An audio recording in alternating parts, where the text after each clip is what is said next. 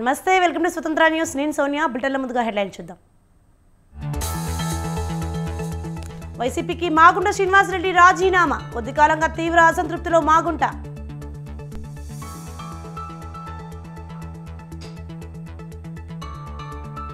తెలంగాణలో కొనసాగుతున్న ఇంటర్ పరీక్షలు. ఆలస్యంగా వచ్చిన విద్యార్థులను అనుమతించని పోలీసులు.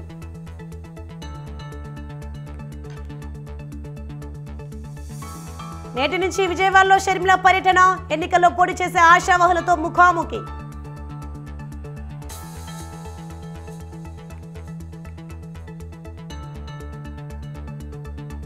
గచ్చిబౌలి డ్రగ్స్ కేసులో దర్యాప్తు ముమ్మరం. ఇవాళ విచారణకు క్రిష్ హాజరయ్యే అవకాశం.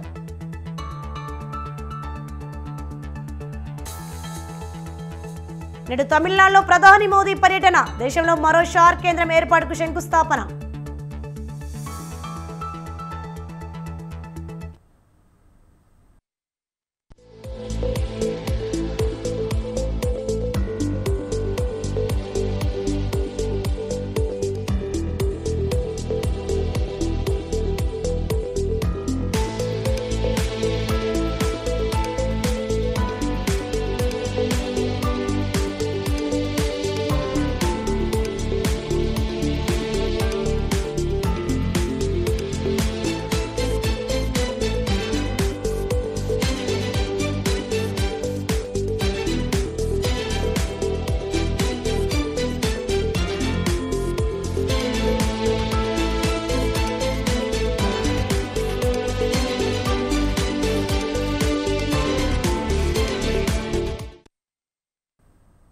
వైసీపీ ఎంపీ మాగుంట శ్రీనివాసరెడ్డి రాజీనామా చేశారు. త్వరలో భవిష్యత్ కార్యాచరణ ప్రకటిస్తానన్నారు మాగుంట. 1991 నుంచి 33 ఏళ్లుగా రాజకీయాల్లో ఉన్నానని, మాగుంట అంటే ఒక బ్రాండ్ అని అభిమానులు చెప్తారని అన్నారు. తమకు ఈగో, అహం లేదని, ఆత్మగౌరవం ఉందని చెప్పారు. గౌరవం కోసమే రాజకీయాలు చేశామని మాగుంట శ్రీనివాసరెడ్డి చెప్పారు. తన కుమారుడు రాఘవరెడ్డిని ఒంగోలు నుంచి పోటీ చేయించాలని నిర్ణయించామన్నారు. కొన్ని అనివార్య కారణాలతోనే వైసీపీని వీడుతున్నానన్న ఆయన తనకు సహకరించిన సీఎం జగన్కు కృతజ్ఞతలు తెలిపారు. ఎంతో బాధాకరంతో కూడా తెలపటం ఏంటంటే, మీరు ఇన్ని సంవత్సరాలు, ఈ 5 సంవత్సరాలు కూడా అందరూ కూడా చాలా ఆప్యాయంగా, ఆదరణతో కూడా మమ్మల్ని అందరినీ కూడా ఆదరించారు. ఉన్నప్పుడు కూడా ప్రకాశం జిల్లాలో మాగుంట కుటుంబాన్ని మరొకసారి కూడా ఆదరించేటట్టుగా కూడా ఆశీర్వదించమని ప్రకాశం జిల్లా వాసులందరూ కూడా కోరుకుంటూ, ఈరోజు వైఎస్ఆర్ కాంగ్రెస్ పార్టీకి రాజీనామా చేయటం అనేది కూడా జరుగుతున్నది. బాధాకరమైన విషయం ఇది. అయినా కూడా ఎందుకు చెప్పుకోవటం అని అంటే, ఒక ఆత్మగౌరవం సంబంధించి ఉన్నప్పుడు జనరల్గా చెప్పాల్సిన అవసరం అనేది కూడా వచ్చింది. కాబట్టి మీ ముందుకు నేను ఈరోజు వచ్చాను, కనబడ్డాను. Thank you. ఎంతో బాధాకరంతో కూడా తెలపటం ఏంటంటే, మీరు ఇన్ని సంవత్సరాలు, ఈ 5 సంవత్సరాలు కూడా అందరూ కూడా చాలా ఆప్యాయంగా, ఆదరణతో కూడా మమ్మల్ని అందరినీ కూడా ఆదరించారు. ఉన్నప్పుడు కూడా ప్రకాశం జిల్లాలో మాగుంట కుటుంబాన్ని మరొకసారి కూడా ఆదరించేటట్టుగా కూడా ఆశీర్వదించమని ప్రకాశం జిల్లా వాసులందరూ కూడా కోరుకుంటూ. బ్రేకింగ్ న్యూస్ చూస్తున్నాం మనం. వైసీపీ ఎంపీ మాగుంట శ్రీనివాసరెడ్డి రాజీనామా చేశారు. త్వరలో భవిష్యత్ కార్యాచరణ ప్రకటిస్తానన్నారు మాగుంట. 1991 నుంచి 33 ఏళ్లుగా రాజకీయాల్లో ఉన్నానని, మాగుంట అంటే ఒక బ్రాండ్ అని అభిమానులు చెప్తారని అన్నారు. తమకు ఈగో, అహం లేదని, ఆత్మగౌరవం ఉందని చెప్పారు. గౌరవం కోసమే రాజకీయాలు చేశామని మాగుంట శ్రీనివాసరెడ్డి చెప్పారు. తన కుమారుడు రాఘవరెడ్డిని ఒంగోలు నుంచి పోటీ చేయించాలని నిర్ణయించామన్నారు. కొన్ని అనివార్య కారణాలతోనే వైసీపీని వీడుతున్నానన్న ఆయన తనకు సహకరించిన సీఎం జగన్కు కృతజ్ఞతలు తెలిపారు. రైట్, ఇదే అంశంపై మరింత సమాచారం మా ప్రతినిధి శ్రీనివాస్ ఫోన్ లైన్లో అందిస్తారు. శ్రీనివాస్, చెప్పండి. వైసీపీ ఎంపీ మాగుంట శ్రీనివాసరెడ్డి రాజీనామా చేసినట్లు చూస్తున్నాం. దీనిపైన అప్డేట్స్ ఏంటి? సోని, ప్రకాశం జిల్లా వైసీపీకి ఒక భారీ షాక్ గానే చెప్పొచ్చు. ఒంగోలు వైసీపీ ఎంపీగా ఉన్నటువంటి మాగుంట శ్రీనివాసరెడ్డి ఈ రోజు ప్రత్యేకంగా మీడియా సమావేశాన్ని ఏర్పాటు చేసి తన ఆత్మగౌరవానికి ఇబ్బంది కలిగిందని, అందువల్లనే పార్టీని విడుతున్నట్లు కూడా ఆయన ప్రకటించడం జరిగింది. అయితే గత కొన్ని రోజులుగా కూడా మాగుంటకు సీట్ లేదని చెప్పి వైసీపీ అధిష్టానం తేల్చి చెప్పడమే కాకుండా ఒంగోలు ఎంపీ స్థానంలో చివిరెడ్డి భాస్కర్ రెడ్డి తీసుకురావడంతో కొంత మనస్తాపానికి గురైన పరిస్థితి అయితే మాగుంట శ్రీనివాసరెడ్డికి ఉంది. జగన్ ను కలిసేందుకు ప్రయత్నం చేసిన మాగుంట కనీసం కలవటానికి కూడా అవకాశం కల్పించకపోవడంతో తన ఆత్మగౌరవం ఎంతో ఇబ్బంది కలిగిందని, అందుకే పార్టీని విడుతున్నానని కూడా మాగుంట కన్నీటి పరివంతం అవుతూ చెప్పడం జరిగింది. సోని, అంతేకాకుండా పార్టీ తన భవిష్యత్ కార్యాచరణ ఏంటనేది కూడా త్వరలోనే ప్రకటిస్తానని చెప్పి మాగుంట చెప్పినప్పటికీ టీడీపీలో చేరేందుకు సిద్ధమవుతున్నట్లుగా కూడా మాగుంట అనుచర వర్గం చెప్తున్న పరిస్థితి ఉంది. సోని. Thank you Srinivas.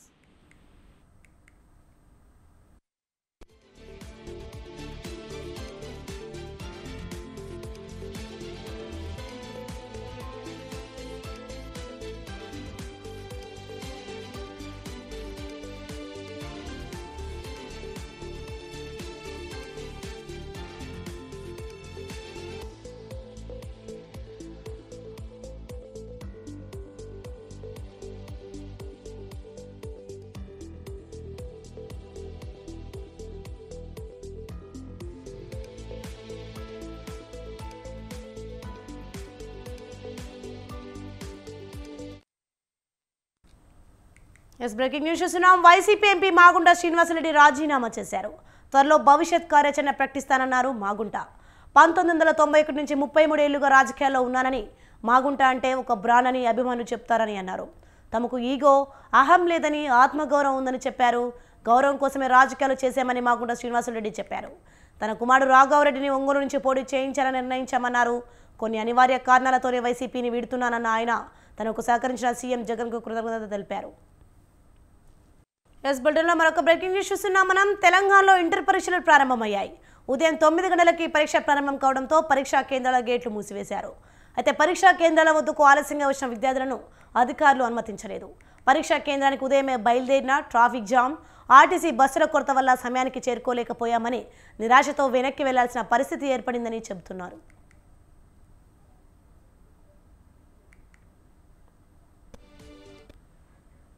ఇదే అంశం మీద మా ప్రతినిధి రాజు పరీక్షా కేంద్రం నుంచి మరింత సమాచారం అందిస్తారు. రాజు,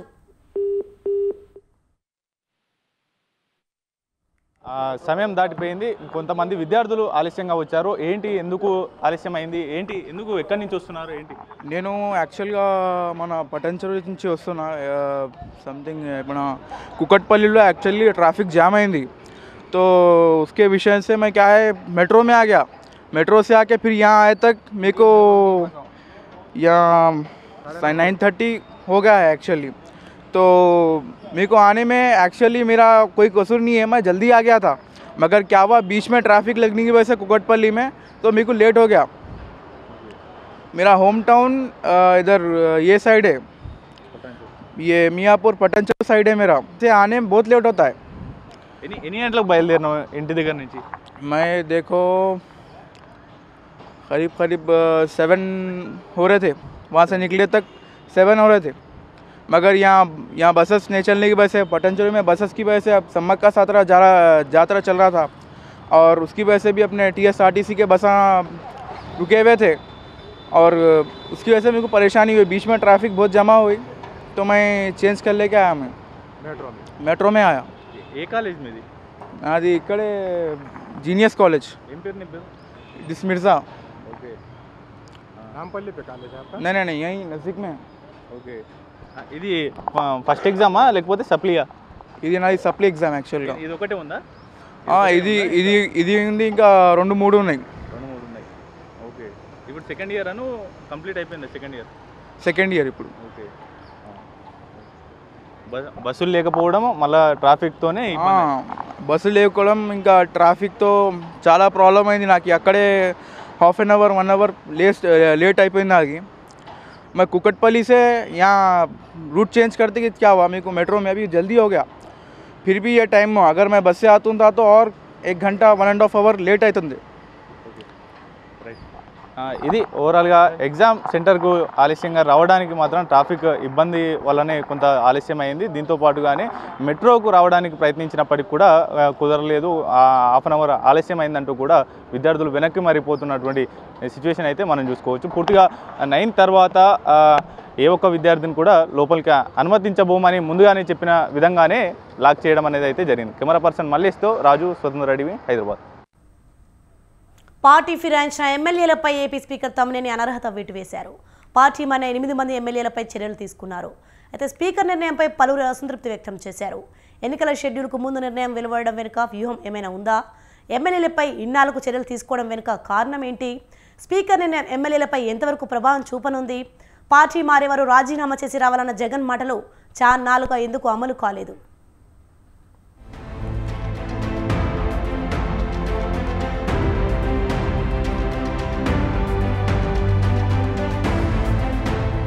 ఏపీ స్పీకర్ తమ్మినేని సీతారాం కీలక నిర్ణయం తీసుకున్నారు. పార్టీ ఫిరాయించిన 8 మంది ఎమ్మెల్యేలపై అనర్హత వేటు వేశారు. అంతకుముందు ఫిరాయింపులపై ఎమ్మెల్యేలను స్పీకర్ వివరణ కోరారు. అనంతరం వారిపై వచ్చిన ఫిర్యాదులను పరిశీలించి నిర్ణయం తీసుకున్నారు. పార్టీ ఫిరాయింపుదారుల్లో వైసీపీకి చెందిన 4, టీడీపీకి చెందిన 4 ఎమ్మెల్యేలు ఉన్నారు.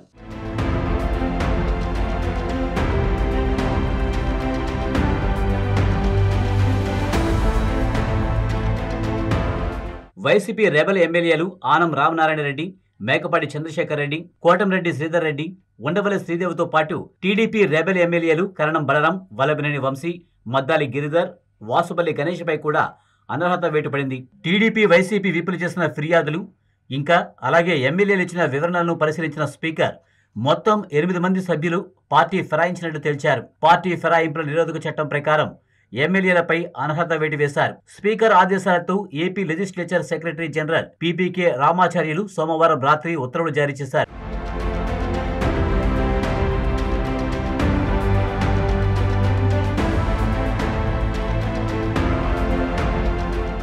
అయితే స్పీకర్ నిర్ణయంపై పలువురు అసహనం వ్యక్తం చేస్తున్నారు. ఎన్నికలకు ముందు ఎమ్మెల్యేలపై చర్యలు తీసుకోవడంపై అనుమానం వ్యక్తం చేస్తున్నారు. ఇన్నాళ్లకు ఎమ్మెల్యేలపై అనర్హత వేటు వేయడంపై మండిపడుతున్నారు. పార్టీ ఫిరాయింపులను నిరోధించాలంటే నిర్ణయాలు త్వరితగతిన తీసుకునే వ్యవస్థ ఉండాలన్నారు. ఎన్నికల షెడ్యూల్ వెలువడుతున్న సమయంలో స్పీకర్ నిర్ణయం చర్చనీయాంశంగా మారింది.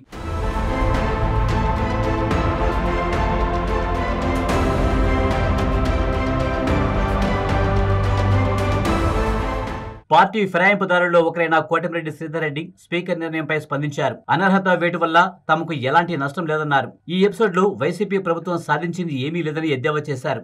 ఏడాది క్రితమే పార్టీ నుంచి వైసీపీ తమను సస్పెండ్ చేసింది. పార్టీ నుంచి తొలగించిన తర్వాత తమపై అనర్హత వేటు వేసే నైతిక హక్కు ప్రభుత్వానికి లేదన్నారు. జగన్ ప్రభుత్వానికి నిజంగా చిత్తశుద్ధి ఉంటే 4 టీడీపీ ఎమ్మెల్యేలు వైసీపీ కండువా కప్పుకున్న వెంటనే వారిపై వేటు వేసేదన్నారు. తమ నియోజకవర్గాల సమస్యలపై పోరాడితే సస్పెండ్ చేశారని ఫైర్ అయ్యారు. పార్టీ వ్యతిరేక కార్యకలాపాలకు పాల్పడ్డారనే ఆరోపణలు సరికాదన్నారు కోటంరెడ్డి.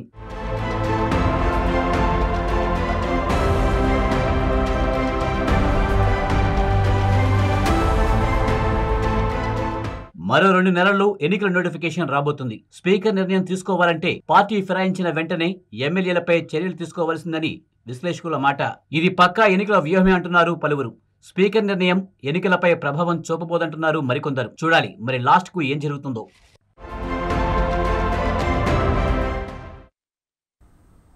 ఆయన మొన్నటిదాకా అమాత్యులు, ఇప్పుడు ప్రభుత్వం మారింది, వారి పార్టీ అధికారం పోయింది, తాను మాత్రం ఎమ్మెల్యేగా గెలిచారు. జిల్లా మంత్రిగా ఉన్న రాజసం ఇప్పుడు లేదు. ఆ ఎమ్మెల్యే పోటీ చేసి ఓడిన అధికార పార్టీ నేతనే ఆ నియోజకవర్గంలో హవా నడిపించుకుంటున్నారట. ఆ ఉదంతం చూద్దాం.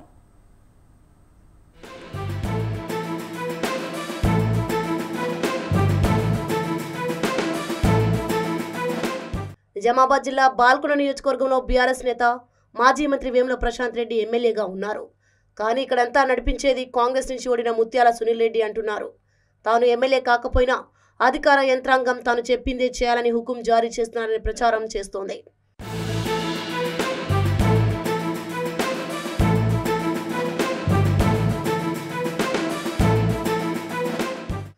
బాల్కొండ నియోజకవర్గం ఆఫీసర్లకు ప్రస్తుతం జరుగుతున్న పరిణామాలు తలనొప్పిగా మారాయి. ఇక్కడ గెలిచింది వేముల ప్రశాంత్ రెడ్డి, ఓడింది సునీల్ రెడ్డి. కానీ ఎమ్మెల్యే లెవెల్లో పెత్తనం చేస్తుంది మాత్రం సునీలే అంటున్నారు. ఆయన అధికార పార్టీకి చెందినవారు. ఎన్నికల్లో ఓడినా అధికారం మాత్రం చెలాయిస్తున్నాడు సునీల్ రెడ్డి అనే చర్చ జరుగుతోంది. తాజాగా బాల్కొండ తహసీల్దార్లందరికీ మెసేజ్ పంపారనే ప్రచారం జరుగుతుంది. ఇకపై ఎవరు ఎమ్మెల్యే చేతుల మీదుగా కళ్యాణ లక్ష్మి, షాదీ ముబారక్ చెక్కులు పంపిణీ చేయొద్దు, వాటిని స్పెషల్ ఆఫీసర్ల ద్వారానే ఇవ్వాలని ఆదేశించినట్లు సమాచారం. ఇది ఎక్కడి గోలరా బాబు అంటూ తల పట్టుకుంటున్నారట అధికారులు. ఈ పరిణామాలు రెవెన్యూ శాఖలో కలకలం రేపుతున్నాయి. ముందును ఈ వెనుక గొయ్యిలా మారింది తహసీల్దార్ల పరిస్థితి.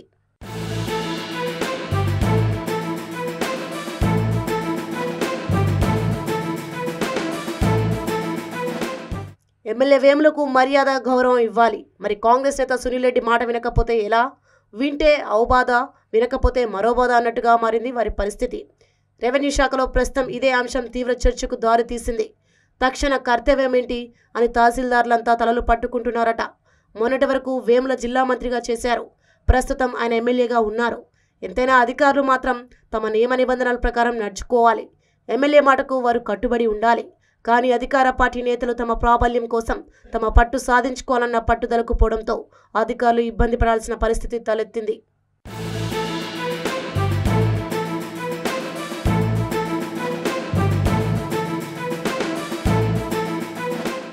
రాజ్యాంగేతర శక్తిగా మారుతున్న సునీల్ రెడ్డి ముఖ్యమంత్రి రేవంత్ రెడ్డి దృష్టికి వెళ్ళిందా? బీఆర్ఎస్ను ఇరుకున పెట్టేందుకు సునీల్ రెడ్డి ఈ విధంగా ప్రవర్తిస్తున్నారా? అందుకు పార్టీ పెద్దల ఆశీస్సులు ఉన్నాయా అన్నది ఓ సస్పెన్స్.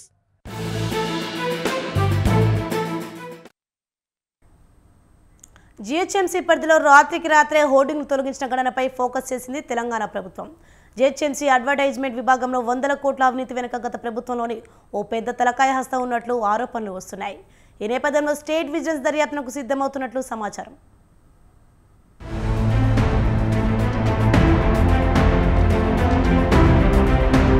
బల్దియాలో అక్రమంగా నిర్మించిన 4 బస్ షెల్టర్లతో పాటు 20 బస్ షెల్టర్ల డిస్ప్లేలు, మరో 80 ట్రాఫిక్ గొడుగులను మంగళవారం రాత్రి హడావిడిగా తొలగించారు ఈవీడీఎం విభాగం అధికారులు. మొన్నటి వరకు జీహెచ్ఎంసీ పరిధిలో ఎలాంటి అక్రమ హోర్డింగులు లేవని చెబుతూ వస్తున్న ఈవీడీఎం అర్ధరాత్రి సమయంలో కాంట్రాక్టర్తో కలిసి బస్ షెల్టర్లను తొలగించి అడ్వర్టైజ్మెంట్ విభాగంలో జరిగిన అవినీతిని నిరూపిస్తున్నాయి. జీహెచ్ఎంసీ ప్రధాన రోడ్లతో పాటు ఆర్టీసీ, ప్రైవేట్ భవనాలపై ఉన్న హోర్డింగులను తొలగించే పనులు ఒకే కాంట్రాక్టర్కు అప్పగించారు. టెండర్ పాలసీ నిబంధనలు ఉల్లంఘించి మరీ పనులు అప్పగించడం వెనుక బల్దియా పెద్ద అధికారుల పాత్ర ఉన్నట్టు ఆరోపణలు వస్తున్నాయి.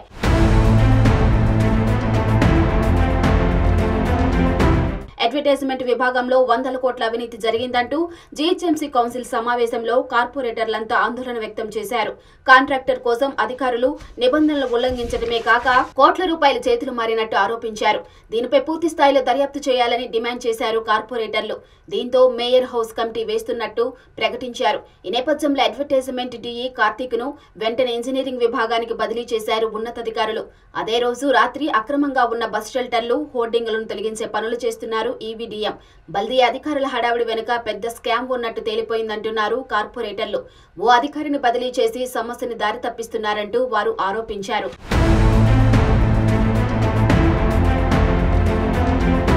టెండర్ నిబంధనలు పక్కన పెట్టి తమకు నచ్చిన కాంట్రాక్టర్ కోసం ఇష్టారీతిలో వ్యవహరించి అధికారులు 100 కోట్ల అవినీతికి పాల్పడినట్టు తెలుస్తోంది. పూర్తి స్థాయిలో దర్యాప్తు చేసి ప్రజాధనాన్ని రికవరీ చేయాలని కోరుతున్నారు బల్దియా కార్పొరేటర్లు. జీహెచ్ఎంసీలోని కొందరు అధికారులు, రాష్ట్ర స్థాయి నేతలు కలిసి ఈ స్కామ్ చేసినట్టు చెబుతున్నారు. 100 కోట్ల అవినీతిని కప్పిపుచ్చేందుకు ఈవీడీఎం అధికారులు, కాంట్రాక్టర్ కలిసి పనిచేస్తున్నట్టు ఆరోపణలు వెల్లువెత్తుతున్నాయి. ఈ నేపథ్యంలో హోర్డింగ్ స్కామ్ పై పూర్తి స్థాయిలో విచారణ చేసి బాధ్యులపై కఠిన చర్యలు తీసుకోవాలన్న డిమాండ్లు బలంగా వినిపిస్తున్నాయి. ప్రజాధనాన్ని లూటీ చేసిన అధికారిని బదిలీ చేయడం సమస్యకు పరిష్కారం కాదని, ఆయన సస్పెండ్ చేయడంతో పాటు ప్రజాధనాన్ని రికవరీ చేయాలని డిమాండ్ చేస్తున్నారు కార్పొరేటర్లు.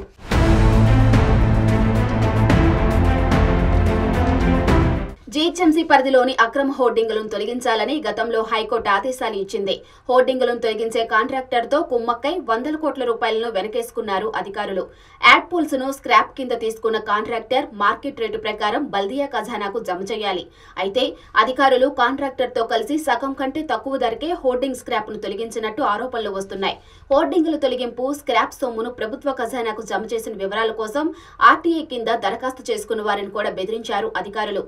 ఈవీడీఎం సిబ్బందిని బందోబస్తు ఇచ్చి హోర్డింగ్ స్క్రాప్ ను తొలగించారంటే కాంట్రాక్టర్ బల్దియా అధికారుల మైత్రి ఏ స్థాయిలో ఉందో అర్థం చేసుకోవచ్చు.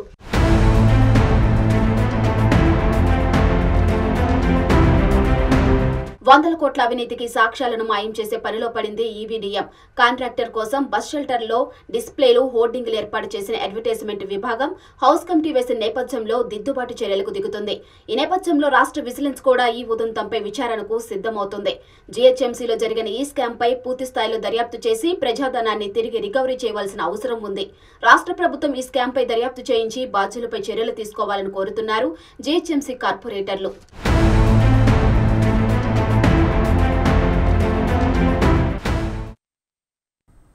ఎన్నికల నియమావళి ఉల్లంఘనకు సంబంధించిన 2 కేసులో మాజీ ఎంపీ సినీనటి జయప్రదను పరారీలో ఉన్న వ్యక్తిగా ప్రకటించిన ఉత్తరప్రదేశ్లోని రాంపూర్ కోర్టు ఆమెను అరెస్ట్ చేసి మార్చి 6వ తేదీలోపు తమ ముందు హాజరుపరచాల్సిందిగా పోలీసులను ఆదేశించింది.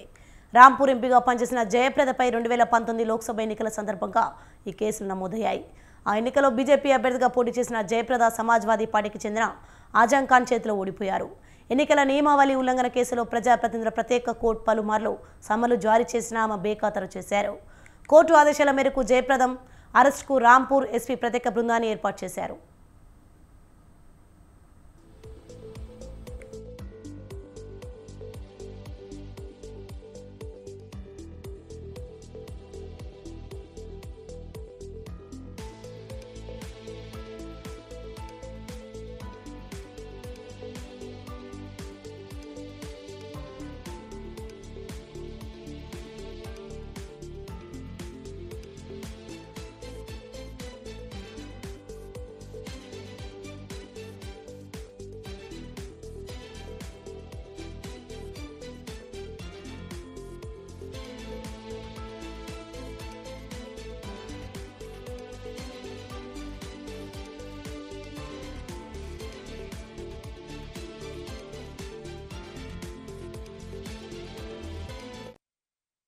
ఎన్నికల నియమావళి ఉల్లంఘనకు సంబంధించిన 2 కేసుల్లో మాజీ ఎంపీ సినేడి జయప్రదను పరారీలో ఉన్న వ్యక్తిగా ప్రకటించిన ఉత్తరప్రదేశ్లోని రాంపూర్ కోర్టు ఆమెను అరెస్ట్ చేసి మార్చి 6వ తేదీలోపు తమ ముందు హాజరుపరచాల్సిందిగా పోలీసులను ఆదేశించింది.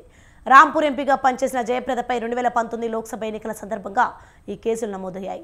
ఆ ఎన్నికలో బీజేపీ అభ్యర్థిగా పోటీ చేసిన జయప్రద సమాజ్వాదీ పార్టీకి చెందిన ఆజం ఖాన్ చేతిలో ఓడిపోయారు. ఎన్నికల నియమావళి ఉల్లంఘన కేసుల్లో ప్రజాప్రతినిధుల ప్రత్యేక కోర్టు పలుమార్లు సమన్లు జారీ చేసినా ఆమె బేఖాతరు చేశారు. కోర్టు ఆదేశాల మేరకు జయప్రద అరెస్టుకు రాంపూర్ ఎస్పీ ప్రత్యేక బృందాన్ని ఏర్పాటు చేశారు.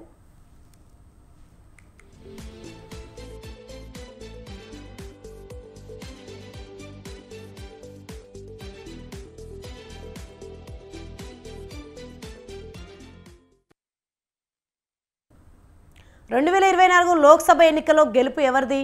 మరోసారి గెలిచి ఎన్డీఏ సర్కారు కేంద్రంలో హ్యాట్రిక్ కొడుతుందా, లేక ఇండియా కూటమి అధికారాన్ని కైవసం చేసుకుంటుందా?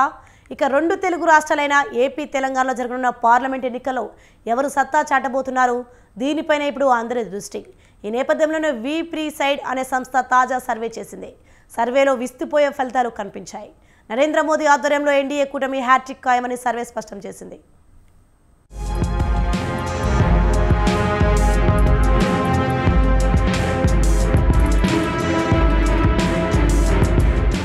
ప్రధాని మోదీ చెబుతున్నట్లు 400 లేదా 370 స్థానాలు కొట్టకపోయినా మళ్లీ బీజేపీ ఆధ్వర్యంలో ఎన్డీఏ అధికారంలోకి వచ్చే అవకాశం ఉందని వి ప్రిసైడ్ సంస్థ చేపట్టిన సర్వేలో స్పష్టమైంది. ఇండియా కూటమి కనీసం 200 చేరే అవకాశం లేదని సర్వే ఫలితాలు వెల్లడిస్తున్నాయి. ఎన్డీఏ సర్కార్ 320 పార్లమెంటు స్థానాలు సాధించి తిరుగులేని మెజారిటీతో కేంద్రంలో మరోసారి హ్యాట్రిక్ కొట్టడం ఖాయమని వెల్లడించింది. ఇక ప్రతిపక్ష ఇండియా కూటమి 185 స్థానాలకే పరిమితం కావచ్చు. ఇతరులకు 38 సీట్ల వరకు వస్తాయని అంచనా వేసింది. ఎన్నికలకు 2 నెలల ముందు చేపట్టిన సర్వే ఫలితాలతో ప్రతిపక్షాల కూటమిలో అలజడి మొదలైంది.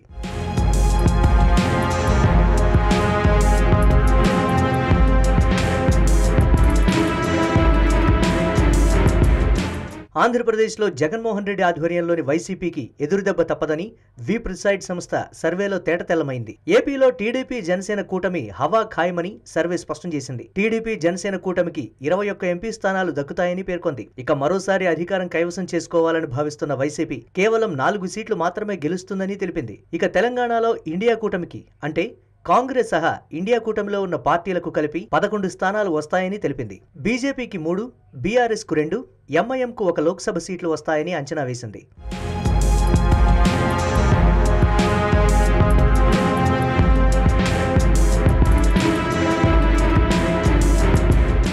ప్రధాని నరేంద్ర మోదీ సొంత రాష్ట్రమైన గుజరాత్లో ఎన్డీఏ క్లీన్ స్వీప్ ఖాయం. 26కు 26 స్థానాలను బీజేపీ కూటమే గెలుస్తుంది. హర్యానా, హిమాచల్ ప్రదేశ్, ఉత్తరాఖండ్, రాజస్థాన్ వంటి రాష్ట్రాల్లో కూడా ఎన్డీఏదే హవా. ఇక బీహార్, కర్ణాటక, మధ్యప్రదేశ్, మహారాష్ట్ర, బెంగాల్, ఒడిశాలలో కూడా మెజారిటీ స్థానాలు కాషాయ కూటమికే దక్కుతాయని 2019తో పోలిస్తే యూపీలో ఎంపీ సీట్లు ఎన్డీఏకు తగ్గబోతున్నాయి. కేవలం 65 సీట్లు మాత్రమే ఎన్డీఏ సాధిస్తుందని తెలిపింది వి ప్రిసైడ్ సంస్థ.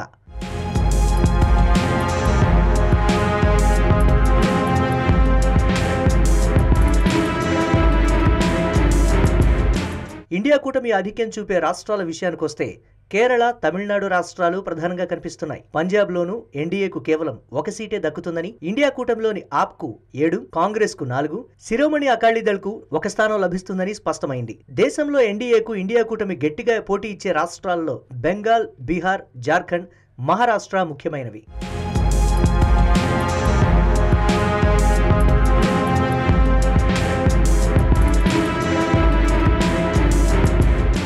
బీహార్లో ఎన్డీఏకు 27, ఇండియా కూటమికి 13 స్థానాలు దక్కే ఛాన్స్ ఉంది. అలాగే కర్ణాటకలో 22 స్థానాల్లో ఎన్డీఏ, 6 స్థానాలను కాంగ్రెస్ కైవసం చేసుకోవచ్చు. మహారాష్ట్రలో ఎన్డీఏకు 18, ఇండియా కూటమికి 20 స్థానాలు దక్కుతాయి. ఒడిశాలో ఎన్డీఏకు 11, బీజేడీకి 9 స్థానాల్లో విజయం లభించవచ్చు. అసోంలోనూ 6 స్థానాల్లో కాంగ్రెస్ కూటమి సత్తా చాటుతుంది.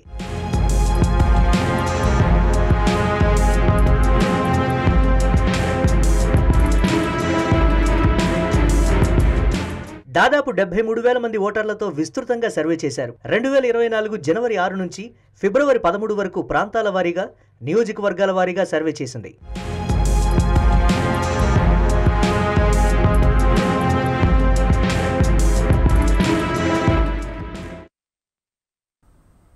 KV Bulletin updates. For more updates, keep watching Swatantara News.